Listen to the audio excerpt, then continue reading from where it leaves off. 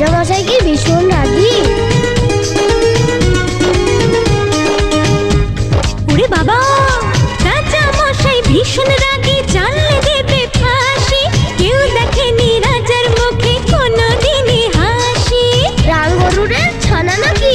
কেমন করে রাজার কুমার বলবে ডেকে তাকে, রাজা মশাই ভালোবাসি আমি তোমার মেয়েকে। তাহলে তো ভীষণ বিপদ। এখন কি করে বলে সে আসল কথা, ভেবে ভেবে রাজকুমারীর মনে ব্যথা।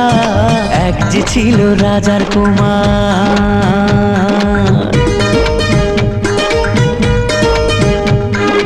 ওদিকে সেই অন্য দেশে রাজার কুমার এসে বিয়ের কথা বলতে এলো হবু জামাই বেশে।